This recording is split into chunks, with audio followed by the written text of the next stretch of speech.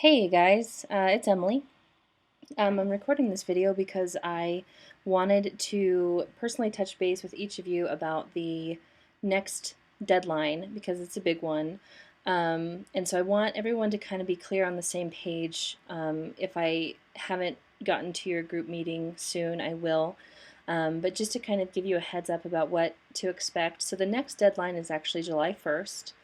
And so for that, we're going to be doing three things. One is a task report, an outline, and another evidence assessment. And so let me just briefly go through these. So the task report, it's going to be similar to what we did last time, where somebody from the group attends the steering committee meeting and talks to the committee about progress. And so I've listed out, this document, by the way, is the project plan document in the HLC Google Docs that you can get to at any time. It has all of the deadlines. So what I wanted to talk about for this task report, we'll talk about your initiatives, the progress on that, any other evaluation that's happening outside of the initiatives. So if your initiatives are fairly focused, you should be conducting other evaluation. And so those are, when you go to say that you meet a certain core component, you want to have evaluated that statement.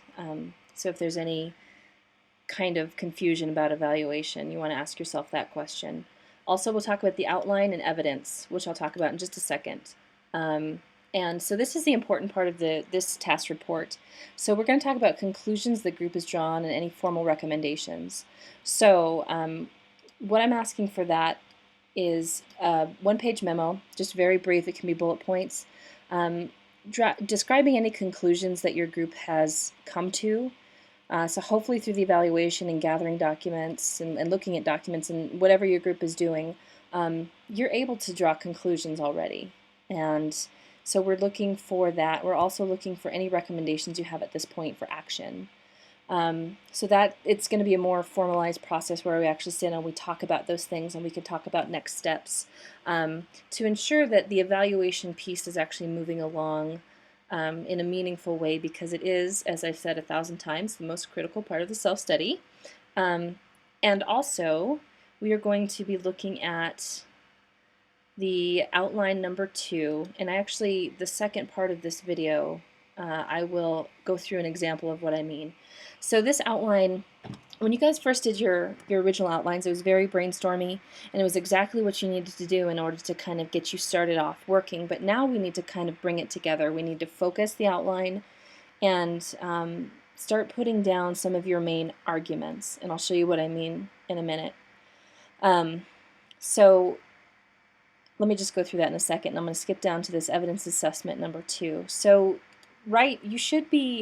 you've all developed an evidence list, and you should be able to know where your gaps are with the evidence is.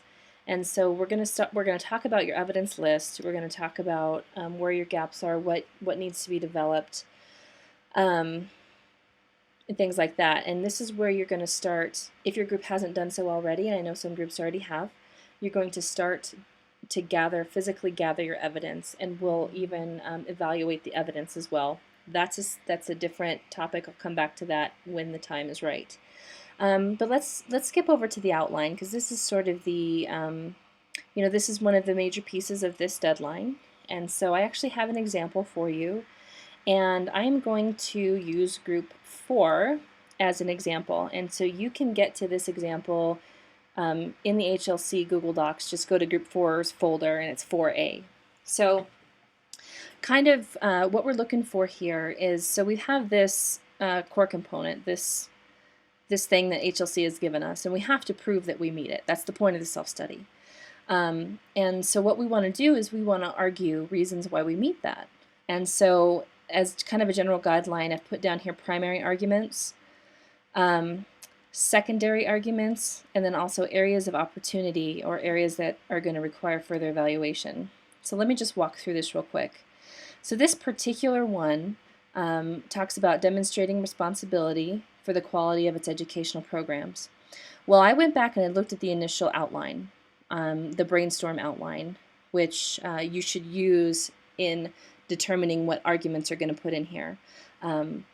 And I noticed that there were some really general themes that I could pull out. And so what I pulled out were these three things: that there's a robust and comprehensive assessment process, that there's regular program review, and that we stay current in our industry. And underneath here, you can go in here later and read these. Those are broken down a little bit more into details. Very traditional outline type format. So those were the kind of the three primary arguments that I personally thought were really important. There may be more. You should shoot for about 3 or 4 at least for each one. If you're getting into the 6, 7, 8 range, you probably can combine those into an umbrella argument. But there's really no right or wrong number of how many of these you should go in. But I thought, because a lot of the things in the initial outlines, they supported the argument, but they weren't necessarily the best arguments, and maybe they overlapped with another core component or even another criteria as a whole. So I put down here a secondary arguments kind of category. And so we talked about in group 4 that the curriculum balances general and specialized skills, so it provides a broad base of knowledge. Now that certainly is demonstrating responsibility for the quality of education. However, it's sort of a secondary argument, and this is subjective, so the group can decide how they want to. And also there are activities that enhance learning, so like the visiting artists, professionals in the classroom, student clubs that enhance and solidify areas of learning. And so down here, we'll skip down to the areas of opportunity, or areas requiring further evaluation. So as you're putting down your arguments, you may know that there's still opportunity in that area. It doesn't have to be perfect right now, or that particular area needs further evaluation. And so a good example of this is this letter B right here. We know program review is just beginning, and that we're going to need more data in order to really evaluate that process. But it's still a solid argument. So you can put that as your argument, even though you know that you still need to do more work. The idea is that we take these steps into a larger goal. That is sort of a general rundown of the outline process. You're going to do this for each one of your core components and talking points that are in there, and I've actually created new templates for you, and it'll just say outline second draft, so just use those second drafts for these, and also take a look at the project plan document, because in looking in the future, it's good to keep in mind kind of the bigger goal we're going towards. So later in the year, in October and December, we're going to start actually drafting some of this stuff. And by that point, we really need to have a good idea of, where we need to improve. And hopefully these things have already started going through. So we'll have already made some of our conclusions and already started to make some improvement, because what we don't want to get into next year, into early 2014, and come across something that we missed. So the idea is to get all of that work kind of out of the way now, so that later next year we can just kind of tie up loose ends, follow up on some evaluation pieces, but there shouldn't be any large things lingering out there. So looking forward, on October we're going to have a white paper, which is basically just a mini self-study. It's fact-based.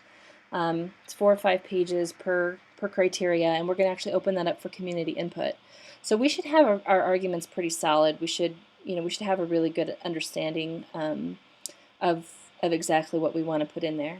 And then in December, we're going to have a first draft of that. And so in here in the description, I'm putting that this draft really should be, even though it says first draft, we should really be about 3/4 of the way to the final draft. And 3/4 of the way, meaning evaluation, conclusions, we should have already started implementing change, based on recommendations and that type of thing. So that is your next assignment in a nutshell. And I know that I have been invited to a few of your meetings that I will be popping into. If you need me at your next meeting, please just let me know. I have all of your stuff on my calendar. Anyway, all right, happy outlining. Bye.